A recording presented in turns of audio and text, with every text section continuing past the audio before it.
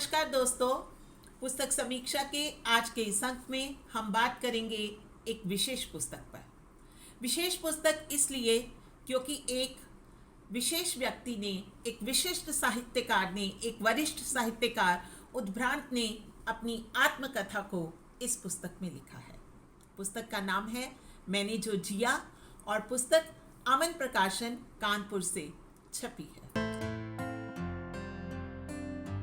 ये आत्मकथा उपन्यास की शैली में यानी कि औपन्यासिक शैली में लिखी गई है। इसमें उद्भ्रांत अपने बारे में बताते हुए, जिसको कि उन्होंने इस उपन्यास का नायक बताया है, और उस नायक के जीवन में किस तरह से आरंभिक जीवन किस प्रकार से कहाँ कहाँ बीता और किस तरह से वो किन परिस्थितियों से जूझते हुए आगे बढ़े, और उसके बाद अपनी युवावस्था के बारे में बात करते हुए बड़े ही रोचक तरीके से, बड़ी विविधताओं के साथ, बड़े ही निर्मम तरीके से, मैं बिल्कुल कहूँगी निर्मम तरीके से, बिना कुछ छिपाए हुए सच्चाई के साथ वर्णन किया है। जब कभी भी हम किसी आत्मकथा को लिखते हैं तो उस समय सबसे पहली शर्त ये होती है कि हमें स्वयं का मोह छोड़ के अपने जीवन की हर सच्चाई को पाठकों के समक्ष लाना होता है। और कोई भी पुस्तक तब पठनीय बनती है जब पाठक उसमें छुपे क्षणों को, उस आत्मकथा में छुपी सहजता को, उस आत्मकथा में बयान की गई हर बात को समझे, और ना केवल समझे बल्कि उसके साथ सामंजस्य स्थापित कर सके। उद्भ्रांत का प्रारंभिक जीवन यानी बचपन किन कष्टों में बीता, किस प्रकार से पढ़ाई के साथ, अपनी शिक्षा के साथ वो किस तरह से जूझते रहे, ये इस पुस्तक में शुरू के क्षणों में बताया गया है। लेखक ने जिस तरह से इन सब का विवरण दिया है, उससे लगता है कि ये एक आम बच्चे की कहानी है। एक ऐसा बच्चा जो आज की परिस्थितियों में भी अपने जीवन से, अपनी शिक्षा के अपेक्षित मानदंडों को प्राप्त करने के लिए परिवार के साथ और अपने आसपास के वातावरण के साथ जूझता है। असफलता हाथ लगती है, पर फिर भी सबका सामना करते हुए कुछ छिपाता है, कुछ बताता है और आगे बढ़ता है। बाल्यावस्था में जिसके मन में बहुत सी जिज्ञासाएं हैं, जो बिल्कुल चुप रहता है, जो मितभाषी है, अपने भीतर एक पूरे संसार को समेटे हुए है और जिसे अपनी आसपास की दुनिया अपनी जैसी नहीं लगती, जो वो करना चाहता है वो कर नहीं पाता। और फिर उसके मन की जिज्ञासाएं, उसके मन में जो चल रहा है, उसको उसने किस तरह से उस पर, एक तरह से कहते हैं ना कि उस पर नियंत्रण करते हुए आगे बढ़ने की कोशिश। एक 5 साल का बच्चा, उसके मन में किस तरह की इच्छाएं हैं और किस प्रकार से वो किन किन चीज़ों की तरफ आकर्षित होता है। युवावस्था तक आते आते कहाँ कामुकता उसे आकर्षित करती है, किस प्रकार की पुस्तकें वो पढ़ता है, जवानी दीवानी और मस्त राम और क्या क्या किताबें उन्होंने पढ़ी, इसको बिना छिपाए उसी भाषा में इस पुस्तक में लिखा गया है। आत्मकथा की यही तो खूबी है कि आप स्वयं के प्रति निर्मम होकर के स्पष्टता के साथ अपने जीवन की उस हर घटना को लोगों के समक्ष लाते हैं जो आपके जीवन में घटित हो। आत्मकथा की शैली में लिखी जा सकती थी, लेकिन इसको एक औपन्यासिक शैली में लेखक ने रोचक बना दिया। और फिर उसके बीच बीच में अपने आसपास के वातावरण की भाषा, ब्रज भाषा में अपनी दादी से बातचीत, और फिर उसके बाद आगे किस तरह से मंच पर उनका कविताएं पढ़ना, किस तरह से सुभद्रा कुमारी चौहान की कविता को बड़े ही भावपूर्ण तरीके से उन्होंने लोगों के समक्ष रखा। एक छोटा सा बच्चा जो कभी कुछ नहीं बोलता था और संकोची व्यक्तित्व किस तरह से उभर करके, निखर करके सबके सामने आया, ये सबके लिए प्रेरणादायक हो सकता है।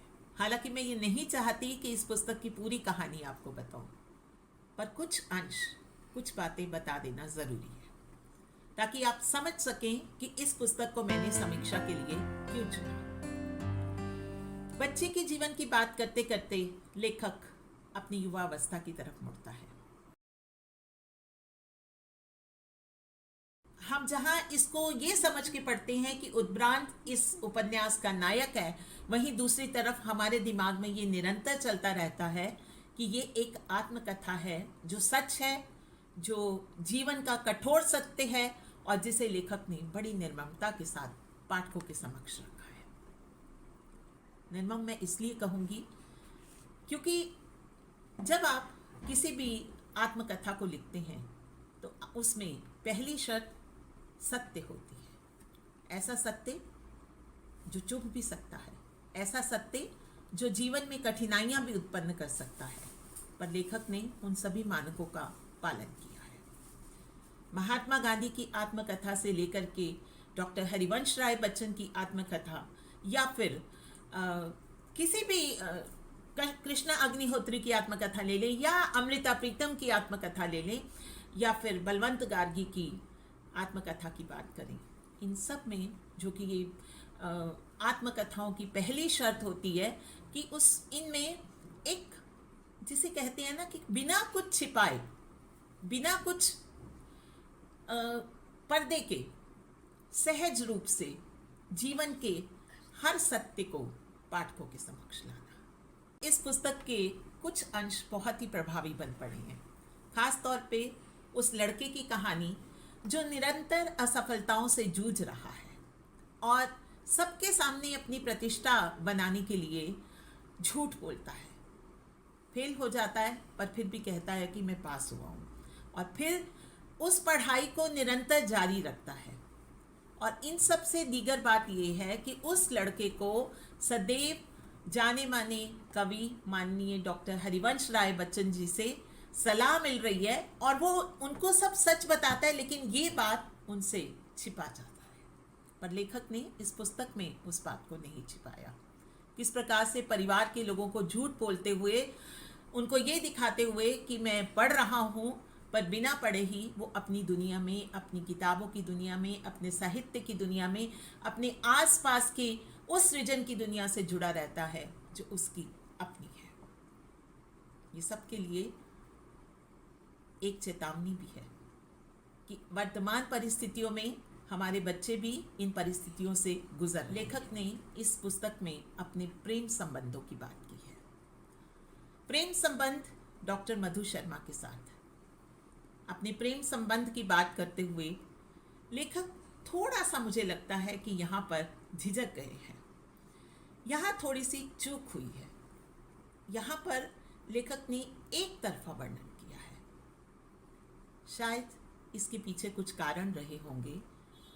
यहाँ पर पुस्तक को रोचक बनाने के लिए तो नहीं कहूँगी, पर उसे एक सच्चाई का एक जिसे कहते हैं ना कि निर्ममता जो शुरू से इस पुस्तक में चल रही है, अगर उस निर्ममता के साथ ही वो आगे बढ़ते और मधु के साथ, डॉक्टर मधु शर्मा के साथ अपने प्रेम संबंधों को अच्छे तरीके से उजागर करते, जो प्रेम पत्र वो उन्हें लिख रही हैं या जो प्रेम पत्र उन्होंने उद्भ्रांत को लिखे हैं, अगर उसके बारे में भी बिना किसी संकोच के थोड़ा सा चित्रण करते तो ये आत्मकथा और भी सुंदर। लेखक अपने जीवन को पाठकों के समक्ष बिल्कुल नंगा करता है, कुछ नहीं छिपाता। फिर इस पुस्तक को पढ़ते हुए मुझे कई बार ऐसा एहसास हुआ कि मैं कोई विदेशी पुस्तक पढ़ रही हूँ, किसी अन्य भाषा की पुस्तक पढ़ रही हूँ, जिसमें उनके मानक मूल्य, उनके जीवन के मूल्य अलग हैं, पर भारतीय परिवेश के हिसाब से इन सब चीज़ों को पाठकों के समक्ष रखना बहुत मुश्किल काम है। और ये काम उद्भ्रांत ने बड़ी अच्छी शैली में हमारे समक्ष रखा है। मैं आप सबको कहूँगी कि इस आत्मकथा को ज़रूर पढ़ें और ना केवल पढ़ें बल्कि सजो कर रखें। पुस्तक का नाम एक बार फिर से बताती हूँ, मैंने जो जिया, वरिष्ठ साहित्यकार उद्भ्रांत, और पुस्तक अमन प्रकाशन कानपुर से छपी है और अमेज़ॉन पर उपलब्ध है। मैंने भी अमेज़ॉन से मंगवाई है, आप भी इस पुस्तक को अमेज़ॉन से मंगवा सकते हैं। तो दोस्तों, आज के लिए बस इतना ही। फिर मिलते हैं एक नई किताब के साथ, एक नई समीक्षा के साथ अगले वीडियो में।